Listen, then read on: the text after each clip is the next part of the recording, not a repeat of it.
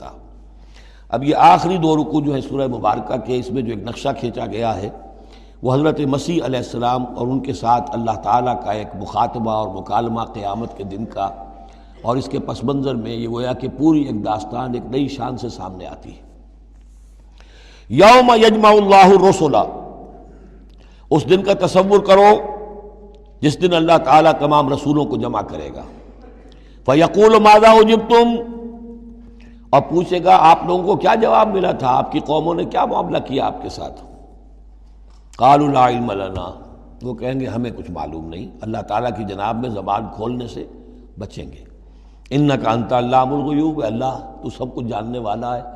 غیبوں کا جاننے والا ہے، علام الغیوب ہے، تمام چھپی باتوں کا جاننے والا ہے، تیرے تجھ پر منکشف ہے۔ اذ قال اللہ یا عیسی ابن مریم، اب خاص پیشی جو ہے وہ ہو رہی ہے حضرت عیسیٰ ابن مریم کی۔ وہ دنیا میں پوجے گئے، اللہ کے بیٹے بنائے گئے، ثالث و ثلاثہ قرار دیے گئے، لہذا اب ان کو جو شرمندگی اٹھانی پڑے گی اللہ تعالیٰ کے سامنے، اس کا نقشہ کھینچا گیا ہے۔ اذ قال اللہ یا عیسی ابن مریم اذکر نعمتی علیک، اور جب کہے گا اللہ تعالیٰ کہ اے مریم کے بیٹے عیسیٰ ذرا میرے ان انعامات کو یاد کرو جو تم پر ہوئے، وعلی والدتک، اور تمہاری والدہ پر ہوئے، اذ ایدتک بروح القدس، جبکہ میں نے تمہیں مدد پہنچائی، تائید کی تمہاری روح القدس سے، جبرائیل کے ذریعے سے، تکلم الناس فی المہد وکہلا،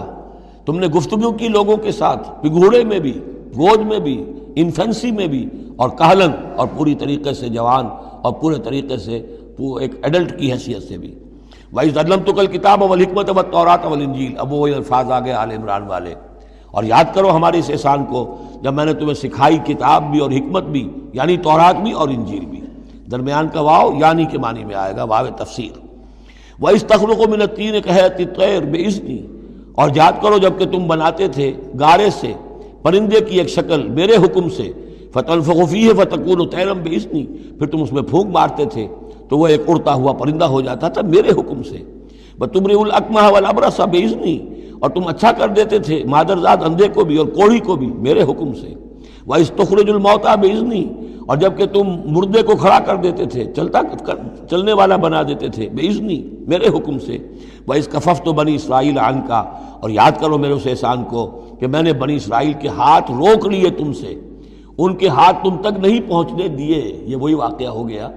کہ حضرت مسیح گرفتار نہیں ہوئے۔ حضرت مسیح کو عین اس وقت جب کہ وہ پولیس والے داخل ہوئے باغ میں، 4 فرشتے اترے ہیں اور لے کر آسمان پر چلے گئے۔ وَإِذْ كَفَفْتُ بَنِي إِسْرَائِيلَ عَنْكَ، میں نے ہاتھ روکے رکھے بنی اسرائیل کے تجھ سے۔ اِذْ جِئْتَهُم بِالْبَيِّنَاتِ، جب تم ان کے پاس آئے کھلے معجزوں کے ساتھ۔ فَقَالَ الَّذِينَ كَفَرُوا مِنْهُمْ، تو کہا ان لوگوں نے جنہوں نے ان میں سے کفر کیا، إِنْ هَذَا إِلَّا سِحْرٌ مُبِينٌ، نہیں ہے یہ تو بالکل کھلا یقیناً، إِنْ هَذَا إِلَّا، نہیں ہے یہ مگر کھلا جادو۔ وَإِذْ أَوْحَيْتُ إِلَى الْحَوَارِيِّينَ، اور پھر ذرا یاد کرو میرے اس احسان کو کہ میں نے اشارہ کر دیا، دل میں ڈال دیا وحی کی حواریین کی طرف۔ یہ وحی خفی، حواریین کو ظاہر بات ہے وحی جلی جو ہے، وحی نبوت تو نہیں آ سکتی، لیکن جیسے کہ شہد کی مکھی کے لیے وحی کا لفظ آ گیا ہے، آسمانوں کو وحی کی اللہ تعالیٰ نے، تو یہ وحی خفی ہے۔ وَإِذْ أَوْحَيْتُ إِلَى الْحَوَارِيِّينَ، اور جب میں نے اشارہ کیا، الہام کر دیا حواریین کو، ان آمنوا بی وبرسولی، ایمان لاؤ مجھ پر بھی اور میرے رسول پر بھی۔ قالوا آمنا واشہد باننا مسلمون، اور انہوں نے کہا کہ ہم ایمان لائے اور اے عیسیٰ آپ بھی گواہ رہیے کہ ہم اللہ کے فرما برداروں میں سے ہیں۔ اذ قال الحواریون، اور ذرا یاد کرو اس واقعے کو جب کہ حواریین نے یہ کہا، یا عیسی ابن مریم، اے عیسیٰ مریم کے بیٹے، حل تستطیع ربک، کیا آپ کے رب کو یہ قدرت حاصل ہے، ان ینزل علینا مائدۃ من السماء، کہ ہم پر آسمان سے ایک دسترخوان اتر آئے۔ قال اتقوا اللہ ان کنتم مؤمنین، تو عیسیٰ نے کہا کہ اللہ کا تقوی اختیار کرو اگر تم ایمان رکھتے ہو، ایسی دعائیں نہیں کرنی چاہیے، ایسے مطالبے نہیں کرنے چاہیے۔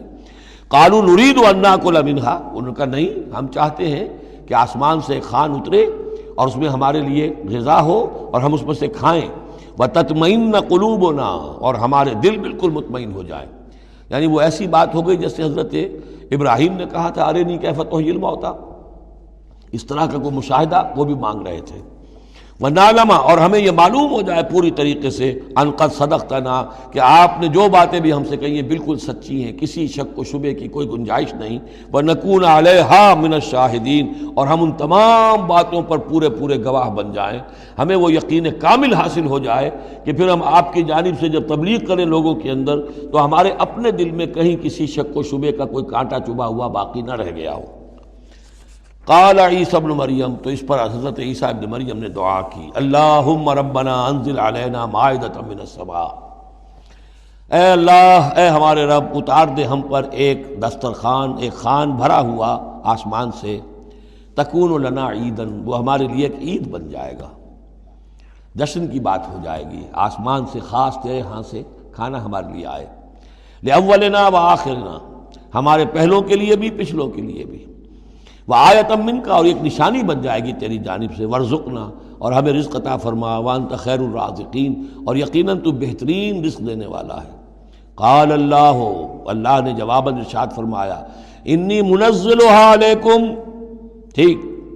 میں نازل کر دوں گا وہ تم پر، فمن یکفر بعد منکم، لیکن پھر اس کے بعد جو کوئی کفر کی روش اختیار کرے گا، فانی اعذبہ عذابا لا اعذبہ احد من العالمین، پھر اس کو میں وہ عذاب دوں گا جو تمام جہانوں میں کسی اور کو نہیں دوں گا۔ یعنی جب اس طرح کا خرق عادت کوئی چیز دکھا دی جائے، کھلا معجزہ، پھر رعایت نہیں ہوتی۔ چنانچہ قوموں کا معاملہ یہی تھا،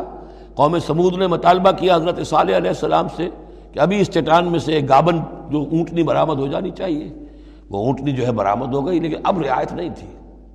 اب اگر ایمان نہیں لاؤ گے تو اب کہہ دیا گیا چند دن ہے، تم بس ہو گیا، اب اس کے بعد ختم ہو جاؤ گے۔ اس لیے کہ اس قسم کی نشانیاں دکھانے کے بعد پھر وہ رعایت نہیں رہتی، مہلت ختم ہو جاتی ہے۔ یہ بات بہت تفصیل سے آئے گی سورہ شعراء میں کہ اے نبی، یہ جو آپ سے نشانیاں مانگ رہے ہیں اور ہم نہیں دکھا رہے، یہ ان کی خیر خواہی میں، اگر جس قسم کی نشانی یہ مانگ رہے ہیں وہ ہم دکھا دیں گے تو ان کی مہلت ابھی ہمیں ختم کرنی ہوگی، پھر ان کو مزید رعایت نہیں دی جا سکے گی۔ اور اس قسم کے معجزے دیکھ کر پہلے بھی کوئی ایمان نہیں لایا، نہ یہ لائیں گے۔ اندر جو فساد ہے نیت کا، وہ کہاں انہیں ماننے دے گا۔ نہ قوم صالح نے مانا، حالانکہ ان کو اپنی نگاہوں کے سامنے انہوں نے ایسا معجزہ دیکھ لیا۔ حضرت عیسیٰ کے معجزوں کو یہودیوں نے نہیں مانا، جادو قرار دیا۔